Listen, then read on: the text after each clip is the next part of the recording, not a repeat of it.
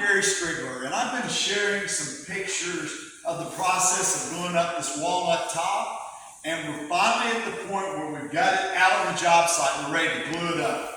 Now, it was so big that we actually glued it up in 3 pieces. Yesterday in the shop, we glued 2 of them together, the 2 smaller ones together. You know, it's critical when you do that to get the tops to line up. And so I've been using a Festool domino to put in the joints.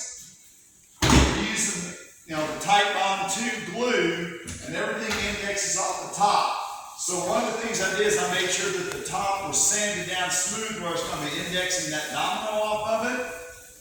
Sometimes it's actually better to be lucky than good, because yesterday when I was gluing things together, I made a mistake and I got the dominoes in this back edge.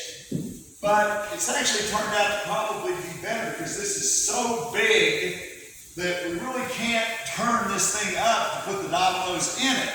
So the dominoes are already in this back edge.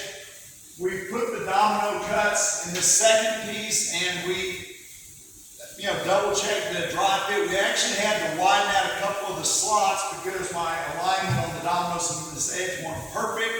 But I've got like a 2-inch edge for the glued top, so that's going to give me a good bit of glue bonding there, so all the strength definitely doesn't need to come out of the joint with the domino.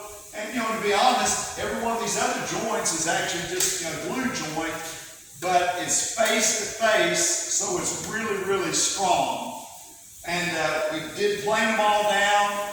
We roughly sanded them around the edge because we're gluing this up with the bottom face up right now. We've got all of our Bessie pipe clamps sitting right down on top of this island. And what's important, the reason we're gluing this upside down, we don't want to flip it one time. It's probably going to take 4 or 5 of us to flip it. But we have to seal the bottom of this. Anytime you do a big glue up, you have to put something that seals the bottom just like the top, or else the unsealed surface is going to suck up a lot of glue, and it just won't work out well at all. So anyway, the last thing that we need to do now that we test fit everything is I'm going to put glue in the tops. And by the way, we made sure that our island is covered with plastic because we don't want to, get a lot of glue on the island.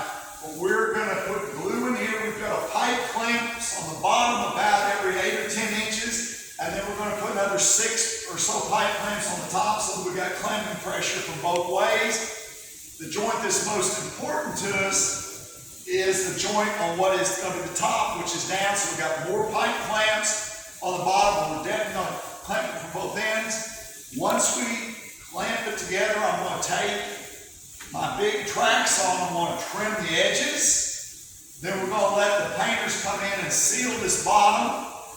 We'll flip it over and start sanding and hopefully wrap the edge. And the last thing I got to do, as long as it works out, I'm going to share a video on how I'm going to cut a hole in here for an undermount sink. But for right now, it's kind of the moment of truth. We're getting ready to put glue in here and pull these 3 pieces together.